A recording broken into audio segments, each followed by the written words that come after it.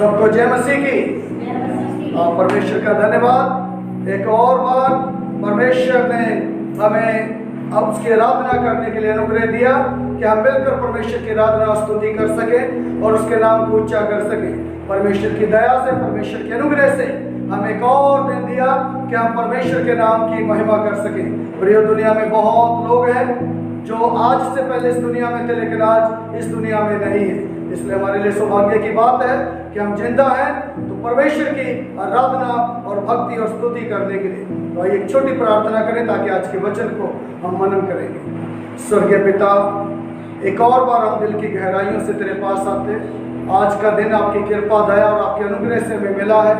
प्रभु, हमारी खूबी, हमारी लियाकत से नहीं, हमारे धर्म के कामों से नहीं, हमारे बल ताकत से नहीं, हमारी योग्यताओं योजनाओं से नहीं, केवल और केवल आपकी दया कृपा से हम आज जिंदा हैं कि हम प्रभु जैसे स्वर्ग में स्वर्गदूत तेरी आराधना करते इस धरती पे रहते हुए हम तेरी आराधना स्तुति कर सके।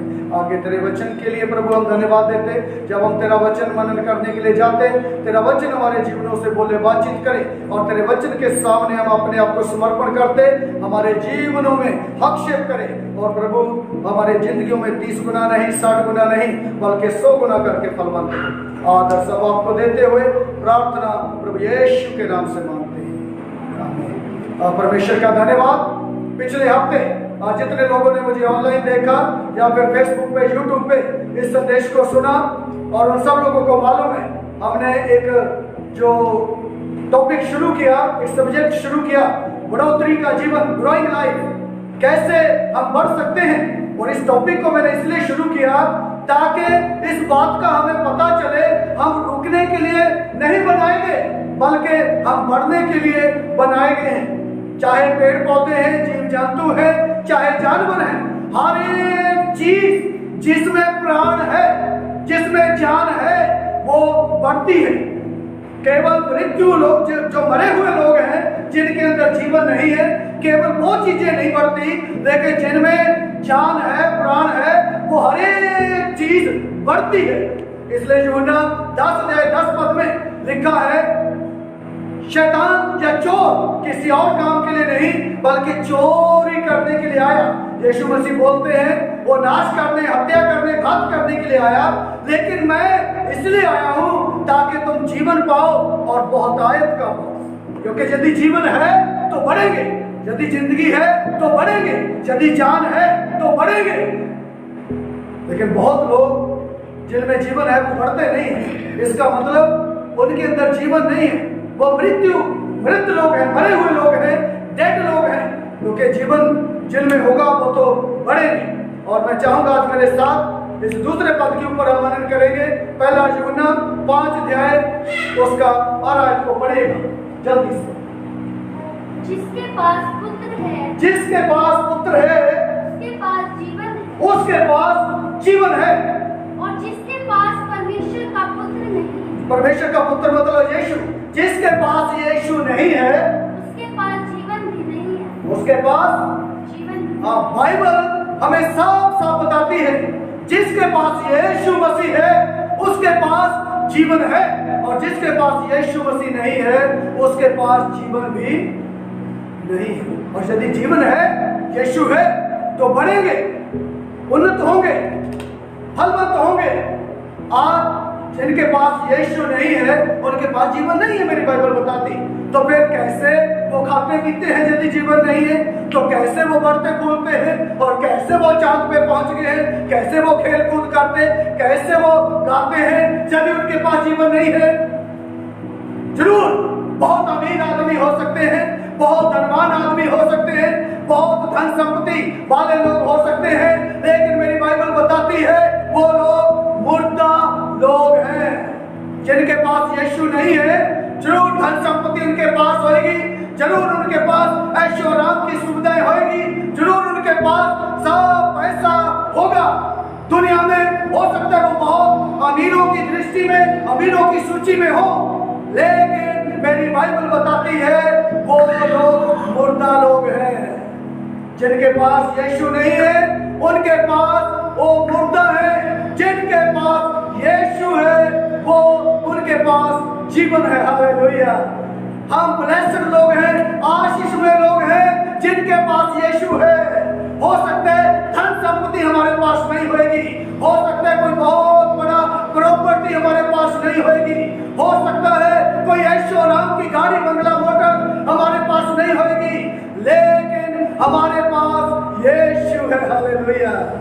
क्योंकि जिसके पास यीशु है उसके पास जीवन है। हालेलुया। जिसके पास यीशु है उसके पास जीवन है, और जिसके पास जीवन है वो बढ़ता है, वो बढ़ता है। आज बहुत सी बातें हम परमेश्वर के वचन से सीखने वाले हैं, क्योंकि पिछले हफ्ते मैंने बताया था आपको, अगर आपको पता होगा इस्राएली लोगों की जिंदगियों से मैंने आपको उदाहरण देकर बताया था। इस्राएली लोग, छुटकारा पाए हुए लोग, बपतिस्मा पाए हुए लोग और अभिषेक पाए हुए लोग, मन्ना खाने वाले लोग, लेकिन वो बढ़े नहीं, परमेश्वर की उपस्थिति में वो बढ़े नहीं। जैसे परमेश्वर चाहता था उस प्रकार से उनकी बढ़ोतरी नहीं हुई, और इसलिए जिनकी बढ़ोतरी नहीं हुई वो चीखने चिल्लाने लगे, वो कंप्लेंट करने लगे, वो शिकायत करने लगे और परमेश्वर से दूर होकर चलने लगे, क्योंकि उन्होंने उनके जीवन में बढ़ोतरी नहीं हुई। और इसलिए परमेश्वर उनसे नाखुश था, परमेश्वर उनसे प्रसन्न नहीं था। और हमने बाइबल में पढ़ा था वो लोग नाश हो गए, जंगल में मर गए सब लोग। यहूदा की किताब उसका 5 अध्याय में हमने पढ़ा था। और परमेश्वर ने उस पूरी कौम को, जिनको परमेश्वर मिस्र की गुलामी में से निकाल कर लेकर आया था, जिनको परमेश्वर ने अपनी कौम, अपनी प्रजा, अपने निज लोग कहा, वो लोग जंगल में ढेर कर दिए गए, क्योंकि परमेश्वर उनसे नाखुश था, परमेश्वर उनसे खुश नहीं था। प्रियो, अगर जीवन है तो बढ़ना है, और बढ़ने के लिए कुछ करना है। अभी एक दूसरे को बोलिए, अगर जीवन है तो बढ़ना है। बोलिए जल्दी से, अगर जीवन है तो बढ़ना है, और अगर बढ़ना है तो कुछ करना है। हालेलुया। क्योंकि बैठे बैठे नहीं बढ़ेंगे, बैठे बैठे ग्रोथ नहीं होगी। यदि जिंदगी है तो बढ़ेंगे, और यदि बढ़ना है तो फिर कुछ करना है। आज हम परमेश्वर के वचन से सीखने वाले हैं कैसे हम बढ़ेंगे, कहां तक हमें बढ़ना है, किस हद तक बढ़ना है, और बढ़ने से क्या होगा, बढ़ने के लिए क्या रुकावटें हैं, कौन सी चीजें हमें आगे बढ़ने से रोकती हैं। ये सारा हम परमेश्वर के वचन से हम मनन करेंगे, और एक दूसरे से लगातार टच में बने रहे, एक दूसरे से बोलते रहे। जितने लोग मुझे ऑनलाइन भी देख रहे हैं, एक दूसरे से को इनकरेज करते रहे कि हम, अगर जीवन है तो बढ़ना है, अगर बढ़ना है तो आगे कुछ करना है। और यूहन्ना रचित सुसमाचार उसका 1 अध्याय 12 आयत कोई जल्दी से पढ़िएगा प्लीज। यूहन्ना रचित सुसमाचार 1 अध्याय 12 आयत। परंतु जितनों ने, सुनिए, लिखा परंतु जितनों ने मतलब चाहे कोई स्त्री है, चाहे मर्द है, चाहे कोई किसी भी जाति का, किसी भी धर्म का, किसी भी समूह का, किसी भी ग्रुप का, जितनों ने उसे ग्रहण किया, उसे मतलब यीशु मसीह को ग्रहण किया, उसने उन्हें परमेश्वर की संतान होने का अधिकार, परमेश्वर के संतान होने का अधिकार दे दिया। सुनिएगा, जिसने भी यीशु मसीह को अपना मुक्तिदाता उद्धारकर्ता ग्रहण किया, वो सब परमेश्वर के संतान हो गए हैं। इसलिए प्रियो, मैं कई बातें बहुत क्लियर बताता हूँ, कई बातें मैं बहुत खुली बोलता हूँ। इस शक में मत रहिए कि कई लोग, बात लोग बोलते सारी दुनिया परमेश्वर की संतान है। No no no no no, मेरी बाइबल बताती है जितनों ने उसे ग्रहण किया, जितनों ने उसे स्वीकार किया, वो लोग परमेश्वर के संतान हो गए हैं, परमेश्वर के बेटे बेटियां हो गए हैं। लेकिन क्या वहां रुकना है? फिर पैदा हो गए, बच्चे बन गए परमेश्वर के, तो क्या रुके रहे? नहीं। परमेश्वर के संतान होने के नाते जब हम यीशु को ग्रहण किया, यीशु मसीह को उद्धारकर्ता करके स्वीकार किया, हम परमेश्वर के बेटे और बेटियां हो गए, तो वहां रुकना नहीं है, आगे बढ़ना है। हालेलुया। इसलिए एक दूसरे को बोलिए, परमेश्वर होने के संतान होने के नाते रुकना नहीं है, आगे बढ़ना है। बोले जल्दी से, रुकना नहीं, आगे बढ़ना है। कई लोग 8 साल, 10 साल, 12 साल परमेश्वर को ग्रहण किए होंगे, लेकिन अभी भी क्या है? वो रुके हुए हैं, अभी वो रुके हुए हैं। अभी भी वो उसी स्थान के ऊपर है, उसी जगह पे है जहां पर वो परमेश्वर के संतान होने के नाते उन्होंने यीशु मसीह को ग्रहण करने के नाते वो परमेश्वर के संतान बने थे। मैं कई संसारिक उदाहरणों को लेकर मैं बताता हूं ताकि हमें आसानी से समझ में आ जाए। अभी देखिए, जो पापा होते हैं ना, पापा जिनकी शादी हुई बच्चे हैं, और जो छोटे बच्चे होते हैं, जब पापा आता है ना, छोटे छोटे बच्चे वो भाग के आते, पापा आगे, पापा आगे, पापा आगे, एकदम शोर करना शुरू कर देते, और कई तो टांगों में भी लिपट जाते, और कई तो जब भी पा लेते पापा के गले में लिपट जाते, कुछ भी करते छोटे बच्चे। और पापा अगर अंदर आ गया कमरे में, वहां भी भाग के आएंगे, पापा पापा पापा। और पापा अगर बाथरूम में चला गया तो वहां भी भाग जाते ना, पापा पापा करते। डर, उनको खुशी है। ये छोटे बच्चों की बात कर रहा हूं। लेकिन जो 13, 14, 15 साल का बच्चा है, वो क्या करता है? वो भी ऐसे करता है क्या? वो भी पापा आगे, पापा आगे। जरूर उसको खुशी होती पापा आने की, लेकिन क्या गले में लिपटेगा? कैसे पापा को जब भी पाएगा? क्या पापा बाथरूम में वहां भी भाग के जाएगा बाथरूम में, पापा आगे? ना ना ना। जो छोटा बच्चा करता है वो 14, 15 साल का बच्चा नहीं करेगा। उसको खुशी होगी पापा आगे, लेकिन वो आके ना चाय बना देगी, यदि लड़की है तो चाय बना देगी, जब कुछ पानी का गिलास दे देगी, कुछ कर देगी, क्योंकि वो मैच्योर हो गए, वो थोड़े बड़े हैं। लेकिन यदि 35 साल का बच्चा है पापा का, वो भी भाग के जब भी पाएगा क्या आगे, वो पापा आगे, पापा आगे, पापा आगे, और पैरों में लटकेगा जब भी पाएगा, बाथरूम में घुसेगा। ऐसा क्या? ना ना ना, 35 साल का बच्चा ऐसा नहीं करेगा। जरूर वो उसका बेटा है, जरूर वो उसकी संतान है, लेकिन वो तो क्या करेगा? जब अपने पापा को देखेगा वो गेट खोलेगा, या फिर गेट खोलने के बाद अगर पापा का सूटकेस है, वो सूटकेस लेके आएगा, अंदर रखेगा, और पापा को बैठाएगा, बोले बैठ जाओ पापा, क्योंकि उसको पता चल गया है पापा बाहर से आए हैं, वो मैच्योर हो गया है। सेम उसी प्रकार से जरूर एक ही बाप की संतान है, एक ही पापा के बच्चे हैं, और जरूर वो खुश होते हैं पापा को देख के, लेकिन स्तर अलग अलग है। जो 2-3 साल का बच्चा करेगा वो 14-15 साल का बच्चा नहीं करेगा, या वो जो 14-15 साल का बच्चा जो करेगा वो 30-35 साल का बच्चा नहीं करेगा। सेम उसी प्रकार से हम परमेश्वर के संतान हो गए हैं, हमारे स्तर भी अलग अलग हैं। हालेलुया। अब एक दूसरे को पूछे आप कौन से स्तर के हैं? 18, 19 साल, 20 साल के विश्वासी हैं, और अभी भी क्या पापा पापा करने वाले हैं क्या?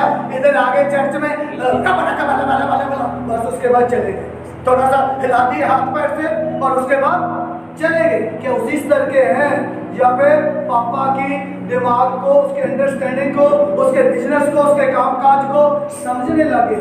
पापा क्या चाहता है वो आप समझने लगे हैं, पापा क्या चाहता है हमसे वो समझने लगे हैं। किस स्तर के ऊपर आप पहुंचे हैं? बड़े हैं या अभी भी 2 साल के बच्चे बने हुए हैं? पूछिए जरा एक दूसरे को, पापा पापा करने वाले हैं या फिर बढ़ गए हैं? आपका स्तर बढ़ गया है?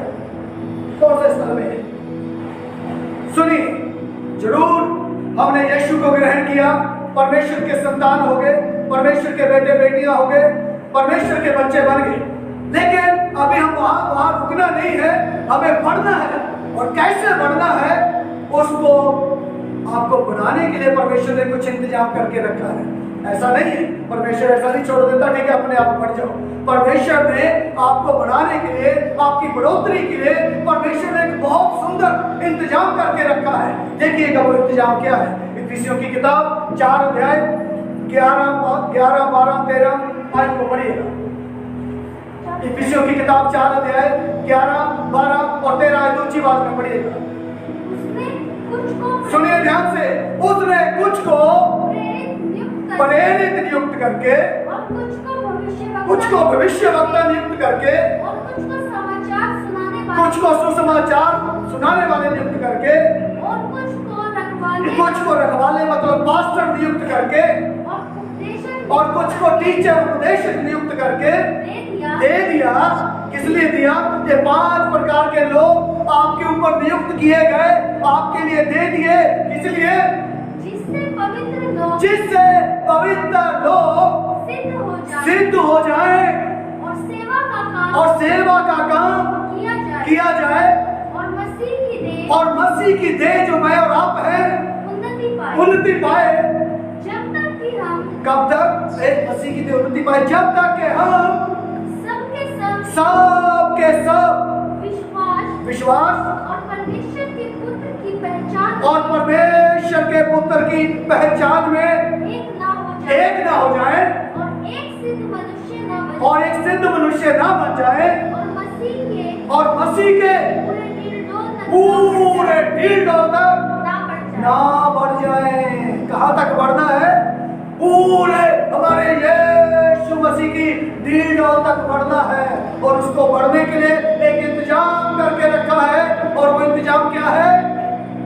5 प्रकार के लोग जो अभी हमने पढ़ा वो आपके लिए नियुक्त किए गए हैं, आपकी तरक्की के लिए, आपकी बढ़ोतरी के लिए, आपकी ग्रोथ के लिए ये दिए गए हैं। पास्टर को इसलिए आपके ऊपर नियुक्त करके दिया है ताकि वो आपको बढ़ने में मदद करे, आपकी ग्रोथ के लिए वो मदद करे।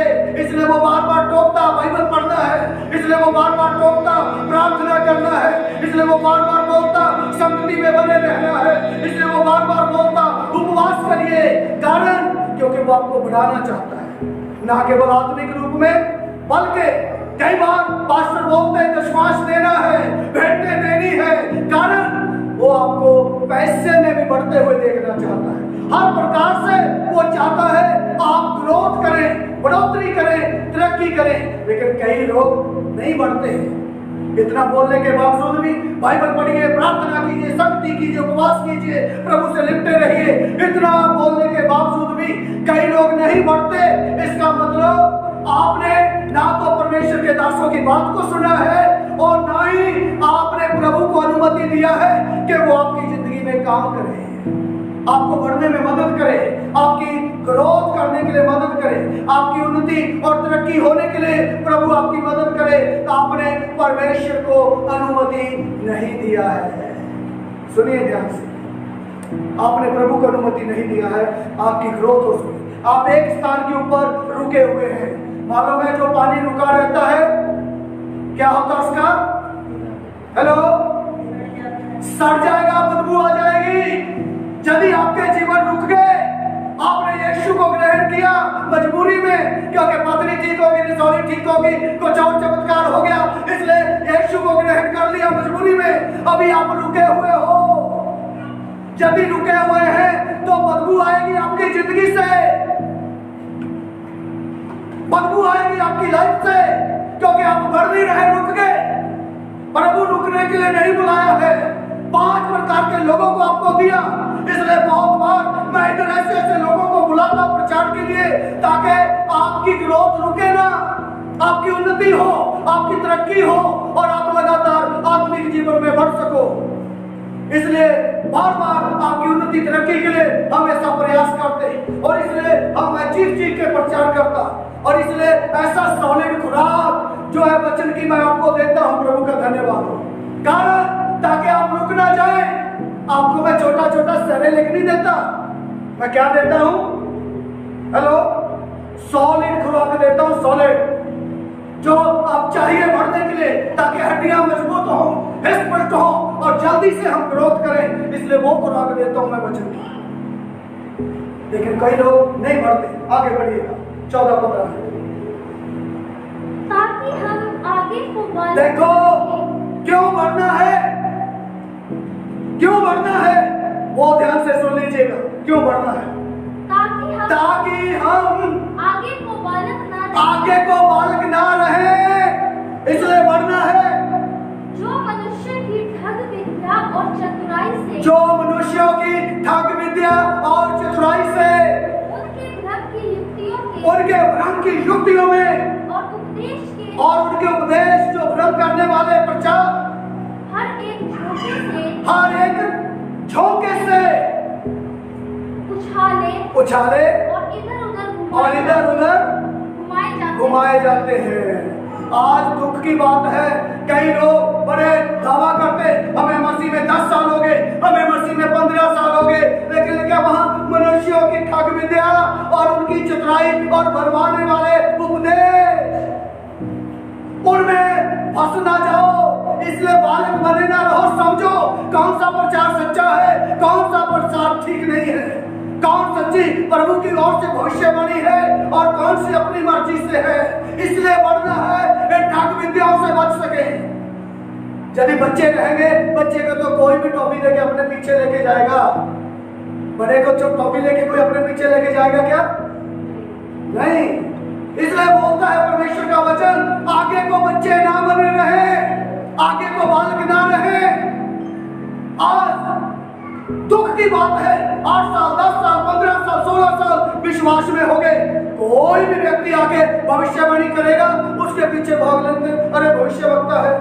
झूठी भविष्यवाणियां हो रही है, झूठे प्रचार हो रहे हैं और जुमा 4 दिन विश्वास में आए हुए नहीं और बाइबल को उठा के और बोलते हम भी प्रचार करें, हम भी पास्टर हैं और कुछ लुभावने वाली बातों को बोलना शुरू करते, लोग उनके पीछे चलते हैं। इसलिए प्रियो बढ़ना है हमें।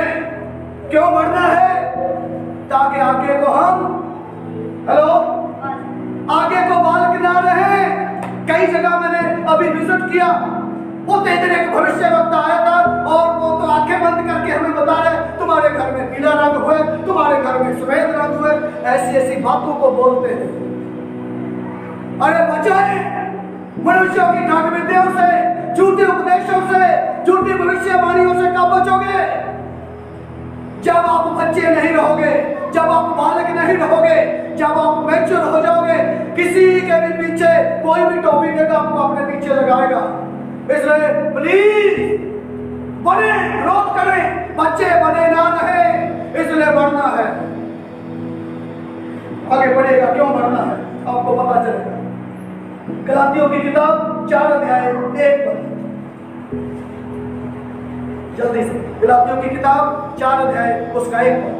मैं ये कहता हूँ कि वारिस जब तक बालक है, वारिस जब तक मतलब वारिस जब तक बच्चा है, यद्यपि सब वस्तुओं का स्वामी है, जबकि सारी वस्तुओं का अधिकारी है, स्वामी है, तो भी उसमें और दास में कोई भेद नहीं। सुनिए, दास मतलब गुलाम, नौकर।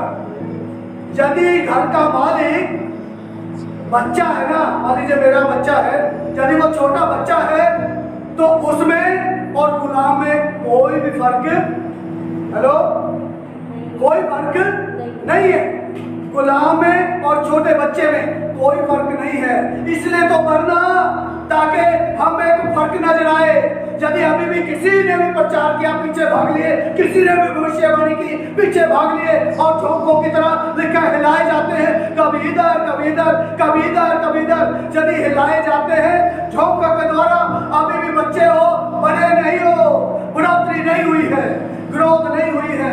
और यदि ग्रोथ नहीं हुई, बच्चे बने हुए हैं, तो तुम में और गुलाम में कोई फर्क नहीं है।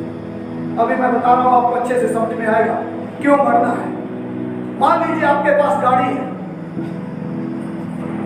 आपने बड़ी आय के रुपया इकट्ठा करके, बड़ी मेहनत से काफी साल पैसा इकट्ठा करके एक बढ़िया सुंदर गाड़ी ली और आपने एक ड्राइवर रख लिया और चाबी उसके हाथ में ले ली।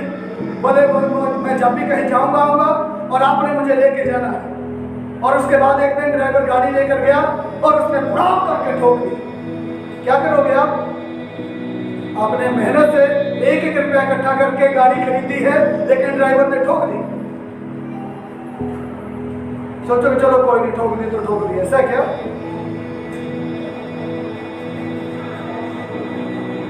इसके पहले तो 5-7 गालियां देंगे, उसके बाद 1-2 चढ़ेंगे भी कान पे। बोले किसने तुझे ड्राइवर बना दिया, किसने तुझे लाइसेंस दे दिया, तुझे गाड़ी चलाना नहीं आता, नहीं आती थी तो बोल देता। इतना मेहनत से मैंने पैसा इकट्ठा करके गाड़ी ली। लेकिन इसके विपरीत आपका जो बच्चा है वो भी गाड़ी ले गया, गाड़ी सेम है, आपने उसके हाथ में भी वही चाबी दी और सेम काम उसने कर दिया, उसने ले जाके ठोक दी और क्या पापा गाड़ी ठुक गई। क्या करोगे? पहले तो भेंट करो, इतना चोट तो नहीं लगी? नहीं पापा गाड़ी ठुक गई, लाइट वाले बोला लाइट क्यों छोड़, पहले तू दिखा, तेरे चोट तो नहीं लगी। ये है फर्क बच्चे में, अपने बच्चे में, अपनी संतान में और नौकर में, गुलाम में। ये है फर्क।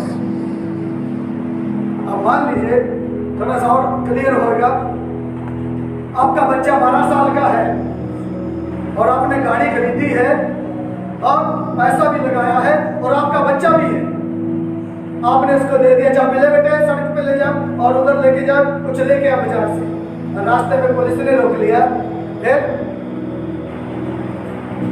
12 साल का है वो, क्या करेंगे? चालान करेंगे, चालान। और आप बोला करें मेरे पापा की गाड़ी है, बहुत महंगा पैसा इकट्ठा करके 1 रुपया खरीदी है, क्या करोगे? तो मेरी गाड़ी, मैं मालिक हूँ, ऐसा बोलेंगे क्या? ऐसा बोलने से सीज कर देंगे, अंदर बंद कर देंगे, गाड़ी मिलेगी। कारण जरूर मालिक है वो, जरूर उसके पापा की गाड़ी है, लेकिन अभी अधिकार नहीं मिला है चलाने के लिए। अभी अधिकार नहीं मिला है चलाने के लिए।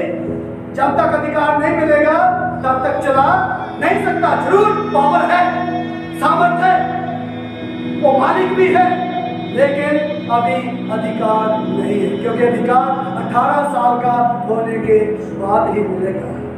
जब तक मैच्योर नहीं होता, जब तक बढ़ेगा नहीं, 18 साल का होगा नहीं, तब तक वो गाड़ी को रोड के ऊपर चला नहीं सकता है। सेम उसी प्रकार से जब तक हम बच्चे हैं, हमें और गुलाम में कोई फर्क नहीं है, हमें और गुलाम में कोई भी भिन्नता नहीं है, इसलिए हमें मरना सच को दोबारा से पड़ेगा। मैं यह कहता हूँ कि वारिस जब तक बालक है, वारिस जब तक बच्चा है, छोटा है, जनाबी सब वस्तुओं का स्वामी है, जब तक जबकि सारी वस्तुओं का स्वामी है, तो भी उसमें और दास में, तो भी उसमें और गुलाम में कोई भी भेद नहीं है। इसलिए हमें बढ़ना जरूरी है। यदि अधिकार मिलना है और गाड़ी को रोड पे चलाना है, तो हमें मैच्योर बनना है, मजबूत बनना है और बालिग होना है और बढ़ना है, ताकि वो अधिकार हमें मिल सके। 18 साल का होना है, 12 साल, 13 साल, 14 साल, 15 साल, 16 साल, 17 साल का होने से भी कोई फायदा नहीं है, क्योंकि 18 साल का होने के बाद ही अधिकार मिलेगा। सुनिए, इसलिए आज बहुत से मसीही बच्चे हैं, बहुत से मसीही आज उनको पता भी है परमेश्वर की पावर, परमेश्वर की ताकत, परमेश्वर का अधिकार, लेकिन वो अभी अधिकार नहीं पाए हैं। कारण क्योंकि अभी मसीह में बच्चे हैं, बड़े नहीं हैं, उनको पता नहीं। कोई दुष्ट आत्मा कहीं आती, क्या होता मालूम है? मसीह में 10 साल हो गए, 15 साल हो गए, अभी भी क्या करते? बस जहां दुष्ट आत्मा आ गई, अरे आपको 15 साल हो गए भाई मसीह में, तो अभी भी क्या है? अभी भी बच्चे हो क्या? इसका मतलब ये अधिकार नहीं मिला, अधिकार अभी उनको नहीं मिला, अधिकार का उनको पहचान नहीं अपने। एक सच्ची घटना बता रहा हूँ। एस कुमार की शादी हुई थी इस समय, और उस समय मैं बबैया गांव में रहता था, और उसकी शादी यहाँ दिनारपुरा में हुई। दिनारपुरा में एक दिन एक दुष्ट आत्मा आ गई, और सारे लोग लगे हुए, दुष्ट आत्मा निकल, दुष्ट आत्मा निकल, दुष्ट आत्मा निकल।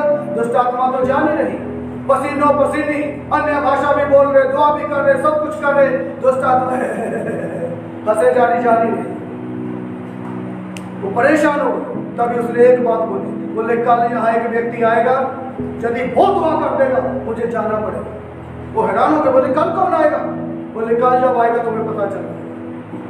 और एस कुमार की तो शादी को भी 2-3 दिन हुए थे, और एस कुमार अपनी पत्नी को छोड़ने गया वहां पर, और जैसे ही छोड़ने के लिए गया तो तभी वो दुष्ट आत्मा देख के चिल्ला पड़ी, बोले यही है वो आदमी। वो बोले तो आ जाए, तो हमारा दामाद है, इसको तो कैसे जानती? इसका तो भी 2 दिन हुए शादी हुए, तो कभी आया भी नहीं यहाँ। वो बोले इसको नहीं जानती, इसके बाप को भी जानती। बोले कौन है इसका बाप? मालूम है? तो क्या बताया उसने बोले इसका बाप है पास्टर रामनाथ। वो बोले हाँ मोबाइल गाँव में रहता है वो है इसका बाप, इसलिए उसको भी जानती हूँ, इसको भी जानती हूँ, और ये अगर दुआ कर देगा मुझे जाना पड़ेगा। और उन्होंने जब आके बताया, उसने जाके जैसे वह दुष्ट आत्मा चल, जो 3 दिन लगे पड़े थे रबा शका था का पता करने, क्या हो गया? एक क्षण के अंदर छोड़ के चली गई। हमारे बहुत अनुभव हुए हैं, यदि हम मैच्योर होंगे, यदि हम बढ़ेंगे, तो हमें पता चलेगा। हमारे साथ कई ऐसे केस हुए और पहचान आता है, आत्माओं की परख करने लगते हैं, कौन आत्मा कैसे हैं। वो जब बढ़ेंगे, बच्चे नहीं रहेंगे तभी होगा, नहीं तो किसी को भी बापू बोलेंगे। जब बच्चे रहेंगे ना, किसी को भी बापू बोलेंगे, क्योंकि छोटे बच्चे को पता नहीं होता।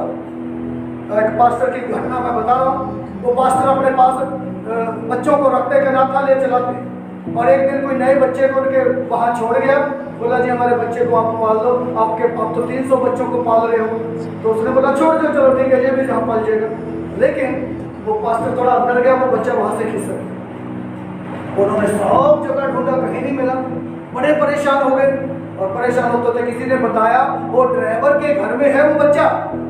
तो जैसे पास्टर वहां गए, तो बच्चा इधर भी हाथ में मूंगफली, इधर भी हाथ में मूंगफली कर। उसने बोला रे तू कैसे भाग के आया, हम तुझे ढूंढते पहले। और वो ड्राइवर को पापा पापा बोल रहा था। वो बोला यहाँ कैसे आ गया, तुझे तेरा पापा नहीं है। बोला तुम मूंगफली दे दो तो मैं भी पापा बोल दूंगा। समझे? आज के विश्वासी भी ऐसे ही है, किसी को भी पापा बोलते, जो मूंगफली देगा उसी को बोलेंगे पापा, जब प्रार्थना कर देगा उसी को बोलेंगे पापा। ऐसा नहीं है, पापा कुछ दे चाहे ना दे, अभी पापा तो पापा ही है। जिन चमत्कार करे चाहे ना करे, आश्चर्य कर्म करे चाहे ना करे, छुटकारा दे चाहे ना दे, आशीष दे चाहे ना दे, पापा तो पापा ही है। Hallelujah, hallelujah. और इसलिए जरूर मैच्योर होना है, बढ़ना है, ताकि आगे को हम बच्चे ना रहें, आगे को हम छोटे ना रहें, हम बढ़ने पाए, ताकि प्रभु हमारे साथ व्यवहार करें। सुनिए, एक बहुत खास बात जो मैं आपको बताना चाहता हूँ। पुराने नियम में परमेश्वर के लोगों ने, बहुत बड़े बड़े प्रभु के लोग हुए हैं पुराने नियम में, और उन्होंने बहुत बड़े बड़े चमत्कार किए, बहुत बड़े बड़े आश्चर्य कर्म किए, और बहुत कुछ उन्होंने प्रभु के लिए किया है। अब्राहम जो जगह भी नहीं जानता था, परमेश्वर ने एक बार बोल दिया अब्राहम जहां मैं तुझे बोलूंगा निकल चल, अपनी बीवी को लेकर निकल यहां से, अपने घर बार को छोड़ के, अपना घर छोड़ दे, अपना सब छोड़ दे, रिश्तेदार दोस्त मित्र सबको छोड़, जहां मैं तुझे बोलूंगा वहां चल। प्रभु ने कोई जगह बताई नहीं। अब्राहम 1 मिनट में निकल गया प्रभु की बात को सुन, पूछा भी नहीं कहां जा रहे। वो बोला जब बताऊंगा वहीं रुक जाना, तब तक चलता है। 1 मिनट से पहले ऐसा प्रभु के ऊपर विश्वास करने वाला, जिसको विश्वासियों का पिता कहा गया, उसको परमेश्वर मालूम है क्या बोलता है? अब्राहम मेरा दास। क्या बोलता है? अब्राहम मेरा दास। याकूब जो इतनी प्रार्थना करने वाला, कि प्रार्थना में पूरी रात परमेश्वर से युद्ध किया, परमेश्वर के साथ युद्ध करता रहा प्रार्थना में, इतनी प्रार्थना करने वाला आदमी, पूरी रात भर प्रार्थना करके परमेश्वर से आशीष लेने वाला आदमी, उसको क्या बोलता है परमेश्वर? याकूब मेरा दास। बड़े बड़े दास, अय्यूब ले लीजिए, एक ही दिन में उसके 10 बच्चे मर गए, और एक ही दिन में उसकी हजारों बीघा फसल नाश होगी, डंगर जानवर सब एक ही दिन में खत्म हो गए, लेकिन विश्वास में बना रहा। बोला परमेश्वर ने दिया, परमेश्वर ने ले लिया, परमेश्वर का नाम मुबारक। ऐसा विश्वास का योद्धा, उसको परमेश्वर क्या बोलते हैं? मेरा दास। दाऊद इतने बड़े गोलियत को एक छोटे से पत्थर से मारने वाला व्यक्ति, जब सारी सेना डर के बैठी हुई थी, लेकिन दाऊद अकेला एक व्यक्ति का गोलियत का सामना करने के लिए आया, और उसने गोलियत का सामना करके अपने लोगों को जीत दिलाई। इतना बड़ा साहसी काम करने वाला, लेकिन उसको परमेश्वर क्या बोलता है? दाऊद मेरा दास। यशाया दर्शन को देखने वाला, कौन मेरी सेवकाई के लिए जाएगा? उसने बोला प्रभु मैं जाऊंगा। परमेश्वर को सिंहासन के ऊपर बैठे हुए और स्वर्गदूतों को लगातार परिक्रमा करते, पवित्र पवित्र पवित्र सर्वशक्तिमान पवित्र, ऐसे बोलते हुए परमेश्वर की आराधना करते हुए अपनी आंखों से देखने वाला व्यक्ति, और सबसे ज्यादा दर्शन पाने वाला व्यक्ति, मसीह के विषय में सबसे ज्यादा जानकारी रखने वाला व्यक्ति, लेकिन उसको प्रभु क्या बोलता है? यशाया मेरा दास। कितने बड़े बड़े काम किए लोगों ने, लेकिन फिर भी प्रभु क्या बोलता है? मेरा दास। लेकिन मैं और आप नए नियम के लोग कुछ किया भी नहीं, 10 मिनट प्रार्थना भी नहीं करते, युद्ध भी नहीं लड़ते, और बड़े बड़े विश्वास के योद्धा भी नहीं है, वचन भी नहीं पढ़ते, दर्शन भी नहीं देखते, कुछ भी नहीं करते। सोने वाले आदमी, आज से आदमी 1 मिनट भी बाइबल पढ़ने के लिए समय नहीं है, लेकिन ऐसे लोगों को प्रभु क्या बोलता? ओह हालेलुया, ताली बजा के प्रभु का धन्यवाद करें। हमें बोलते तो मेरे बेटे और बेटियां हो। हालेलुया। जितने लोगों ने यीशु मसीह को ग्रहण किया, और परमेश्वर बोलता है तुम मेरे बेटे और बेटियां हो। बड़े बड़े काम करने वालों के लिए प्रभु बोलता है जो मेरे दास और दासियां हैं, लेकिन हमने कुछ किया भी नहीं। लेकिन यीशु मसीह की क्रूस के ऊपर मृत्यु के द्वारा उसने क्रूस पर लहू बहाकर हमें खरीद लिया, हमें आजाद किया, और हमें अपने बेटे और बेटियां बना लिया। हालेलुया। कितना बड़ा सौभाग्य मेरा और आपका है, कितने बड़े आदर की बात मेरे और आपके लिए है। और एक बात और जो हमें बढ़ने के लिए जानना जरूरी है, पढ़िएगा जल्दी से रोमियो की किताब, उसका 8 अध्याय 16 आयत पहले हम पढ़ेंगे। रोमियो की किताब उसका 8 अध्याय 16।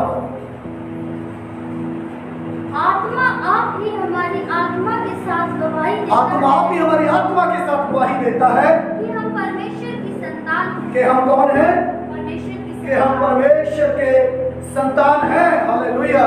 प्रिय जी, सौभाग्य कहीं और नहीं है, ये आदर कहीं और नहीं है। हम अपने बाप को बाप बोल के प्रार्थना कर सकते हैं। हालेलुया। मजा नहीं आ रहा है? एक ऐसा सौभाग्य मुझे और आपको दिया है, हम बाप बोल के प्रार्थना कर सकते हैं, पापा बोल के प्रार्थना कर सकते हैं। हमें ऐसा सौभाग्य मिला है, ये कहीं और नहीं है, कहीं और पापा कहने का हक नहीं है। ये केवल मसीहत में जब हम यीशु को ग्रहण करते, इसलिए सिखाया जब तुम प्रार्थना करो बोलना, हे हमारे बाप, हे हमारे पिता, तू जो स्वर्ग में है, तेरा नाम पवित्र माना जाए। हम बाप बोल के एक रिश्ता बना के हम प्रार्थना कर सकते हैं, उसको बोल सकते हैं। ये हमारे लिए आदर की बात है। मैं थोड़ा उस गहराई में जाना नहीं चाहता, कहीं और जैसे सौभाग्य नहीं है, कहीं और आप बाप नहीं बोल सकते, लेकिन यीशु मसीह के कारण हम पिता को बाप बोल के, पिता बोल के उससे प्रार्थना कर सकते हैं। एक बात और जो हमें जानने की जरूरत है, 14 आयत को पढ़िएगा। इसलिए कि जितने लोग परमेश्वर के आत्मा के चलाए चलते हैं, इसलिए कि जितने लोग परमेश्वर के आत्मा के चलाए चलते हैं, वे ही परमेश्वर के पुत्र हैं। वो ही परमेश्वर के पुत्र हैं। पहले आपने बोला जितने लोग ग्रहण करते हैं वो परमेश्वर के संतान हैं, लेकिन थोड़ा सा पढ़ने के बाद देखिए जितने लोग परमेश्वर के आत्मा के द्वारा चलाए चलते, वो कौन है? वो ही परमेश्वर के बेटे बेटियां हैं, वो ही परमेश्वर के संतान हैं। सुनिए जल्दी से एक घटना बता के मैं बात करूंगा, फिर हम प्रार्थना करेंगे। प्रभु के एक दास लगातार जो पवित्र आत्मा की आवाज को सुनते, पवित्र आत्मा की अगुवाई में चलने वाले लोग, और एक दिन उन्होंने फैसला किया कि 3 दिन की छुट्टी है, चलो हम साइकिलों पे गांव-गांव में यीशु मसीह का प्रचार करने निकलेंगे। और उन्होंने थैले में किताबें भर ली, ट्रैक्स भर लिया, नया नियम भर लिया, और जगह जगह गांव-गांव में वो सुसमाचार प्रचार करने के लिए गए। और जैसे ही एक गांव में घुसे, काफी लोग वहां पर इकट्ठे हो गए, और उन्होंने जब प्रचार करना शुरू किया, और वो लोग सुनने के लिए नहीं आए बल्कि डंडे लेकर आए, डंडे लेकर आए। और जब यीशु मसीह के बारे में जो लोग बता रहे थे, उन्होंने बोला अगर पिटने से बचना है तो यहाँ से भागो। अब ये बेचारे साइकिलों पे चल रहे थे, 50 किलोमीटर साइकिल चला के इस गांव में पहुंचे थे, भूख लगी हुई है, खाया कुछ नहीं है, और ना खाने पीने के लिए और कुछ पास है, और उन्हें एक तो वैसे भूख लगी हुई, ऊपर से डंडे लेके इनके पीछे गांव वाले भाग लिए। और इसलिए और बहन बोला भागो यहाँ से, लेकिन शहर की तरफ नहीं भागने दिया, बोला ना गाँव की तरफ भागो। अभी ये लोग और निराश हो गए। उनमें से एक भाई बोलने लगा, अरे बोला कम से कम इधर को भगा देते, शहर की तरफ तो सड़क पे आके कुछ चाय पानी पी लेते, क्योंकि भूखे हैं बहुत ज्यादा, लेकिन इधर तो जंगल की तरफ भगा दिया। उन्होंने बोला चलो देखते हैं आगे चलते। लेकिन पवित्र आत्मा की अगुवाई मांग के आए हुए थे, पवित्र आत्मा का मार्गदर्शन मांग के आए हुए थे। उन्होंने बोला इसमें कौन सी पवित्र आत्मा की अगुवाई, ये तो जंगल में भगा दिया हमें, कुछ खाने पीने के लिए भी नहीं। लेकिन जैसे 2 किलोमीटर और आगे बढ़े तब एक व्यक्ति दूर से उनको देखा, उन्होंने बोला जय मसीह की। वो बोले हैरान हो गए, वो बोला मैं मसीह व्यक्ति हूँ, इस गांव में मैं ही अकेला यीशु मसीह को मानता हूँ और मैं जानता हूँ आप भी मसीह लोग हो और मुझे मालूम था आप लोग इधर आओगे। बोले हैं, अरे हमें तक पता नहीं था आप इधर आओगे, क्योंकि हमें तो डंडे मार के भगाया, हम तो इधर आने ही वाले थे, हम तो वहां से प्रचार करते चले जाते, आपको पहले से पता चल गया हम इधर आएंगे। बोला हाँ, क्योंकि मेरी अकेली लड़की है, एक लड़की है और उसको देखने वाले आज लड़के वाले आने वाले थे 15 लोग, और इसलिए सुबह से शाम तक मेरी पत्नी ने अलग अलग पकवान बनाए। लेकिन दोपहर के बाद वहां से फोन आ गया आज नहीं हमारे, इसलिए 15 लोगों का वो खाना जो अलग अलग पकवान बनाए हुए सब बेकार हो गया। इसलिए मैं प्रार्थना कर रहा था, प्रभु क्या है 15 लोगों का खाना बेकार जाएगा। प्रभु ने बोला थोड़ी देर रुक, किसी को भेजने वाला हालेलुया। और इसलिए उधर से डंडे मार के भगाया, शहर की तरफ नहीं भगाया बल्कि कहाँ भगाया, हेलो, इधर जंगल की तरफ भगाया। प्रभु को मालूम है 15 लोगों के लिए बढ़िया 10-12 तरह के पकवान बने हुए हैं, उन्हें कौन खाएगा, इसलिए वो प्रभु के दासों के लिए भेजा है। हालेलुया। और प्रभु के दास पवित्र आत्मा की अगुवाई में, पवित्र आत्मा का मार्गदर्शन पाके इसलिए मजे से जब खा रहे थे उन्होंने प्रभु का धन्यवाद किया। पवित्र आत्मा का नियंत्रण उनके ऊपर था, इसलिए लिखा है जो लोग आत्मा के चलाए चलते हैं, आत्मा जैसे चाहता है, आत्मा जैसे बोलता है, आत्मा जैसे अगुवाई करता है, जो लोग वैसे चलते हैं वो ही परमेश्वर के संतान हैं। हालेलुया। इसलिए प्रियो, बढ़ोतरी के लिए, हमें बढ़ने के लिए सारी बातों को जानना मेरे और आपके लिए जरूरी है, ताकि हम आगे को बच्चे ना रहें बल्कि निरंतर हम बढ़ते जाएं। क्योंकि बच्चे के पास अधिकार नहीं होता है, मालिक होने के बावजूद भी, वारिस होने के बावजूद भी यदि हम बच्चे बने रहेंगे मसीह में तो हमारे पास वो अथॉरिटी, वो अधिकार नहीं आएगा। वो सब कुछ पावर जो परमेश्वर जो अपने हमारे पापा की हमारे पास है वो हमारे पास नहीं आएगा। वो गाड़ी चलाने का लाइसेंस हमारे पास नहीं आएगा यदि हम नहीं बढ़ेंगे। इसलिए मेरी प्रार्थना है हमें मसीह में लगातार बढ़ते रहना है, क्योंकि यदि जीवन है, यदि जिंदगी है, यदि यीशु है तो फिर हमें लगातार बढ़ना है। यदि शुरुआत में जब हम यीशु को ग्रहण किया था कैसे पता चलेगा हम बढ़ रहे हैं। जब यीशु को ग्रहण किया था यदि आधा घंटा प्रार्थना कर रहे थे, चेक करें अपने आप को, क्या आधे घंटे से भी कम हो गया या ज्यादा हुआ है। बहुत लोग बोलते पहले मैं बहुत प्रार्थना करता था, अरे तो बढ़ने के बाद तो ज्यादा होनी चाहिए ना, तो कम क्यों होगी। एक बहानेबाजी, ये एक्सक्यूज परमेश्वर के सामने नहीं चलेगी। जब यीशु को ग्रहण किया बहुत प्रार्थना करता था, आज कम होगी, क्यों कम होगी भाई, इसका मतलब छोटा हो रहा है क्या। तो जब बढ़ रहे हैं, यदि बढ़ रहे हैं तो फिर प्रार्थना का समय बढ़ेगा, वचन पढ़ने का समय बढ़ेगा, आराधना करने का समय बढ़ेगा, परमेश्वर के साथ रिश्ता बनाने का समय बढ़ेगा। और अपने आप को चेक करें क्या हम बढ़ रहे हैं या हम रुके हुए हैं। यदि रुके हुए हैं तो बदबू आना शुरू होगा प्रियो, पानी सड़ जाएगा, जैसे पानी सड़ता है रुका हुआ, गंदा हो जाएगा। इसलिए प्रियो मेरी प्रार्थना है कि हम लगातार बढ़ने पाए, लगातार हमारी ग्रोथ होने पाए। आइए अपनी आंखें बंद करें तो प्रार्थना करेंगे ताकि प्रभु हमें बढ़ने के लिए हम में से हर एक की मदद और सहायता करें। स्वर्गीय पिता, एक और बार हम तेरे बेटे यीशु के नाम से तेरे सिंहासन के सामने हैं। पिता, मैं मानता हूं प्रभु जैसी प्रार्थना हम शुरू में करते थे आज नहीं कर पा रहे, जैसा वचन हम शुरू में पढ़ते थे आज नहीं कर पा रहे। प्रभु हमारी ग्रोथ रुक गई है, हम बढ़ोतरी नहीं कर पा रहे हैं। प्रभु हमारी सहायता करें, हम प्रार्थना कर सकते हैं प्रभु से बोलकर, उसके आत्मा की अगुवाई मांगकर, ताकि वो बढ़ने के लिए हम में से हर एक की मदद और सहायता करने पाए, ताकि हम निरंतर मसीह में बढ़ सकें, ताकि हम निरंतर मसीह में बढ़ोतरी कर सकें। प्रभु हम में से हर एक की सहायता करें। जितने मेरे भाई बहन लोग मुझे ऑनलाइन देख रहे हैं प्रभु उनमें से हर एक की सहायता करें, ताकि प्रत्येक व्यक्ति तुझमें बढ़ सके। और सब आपको देते पिता, तू बड़े हम घटे, तेरा नाम धन्यवाद। अपने घर प्रार्थना और ये वचन हम सबकी जिंदगी में 30 गुना नहीं, 60 गुना नहीं, बल्कि 100 गुना करके पाओ। और सब आपको देते हुए धन्यवाद के साथ प्रार्थना हमारे मुक्तिदाता प्रभु यीशु के नाम से मांगते हैं। प्रभु आप आशीष दे, सबको जय मसीह।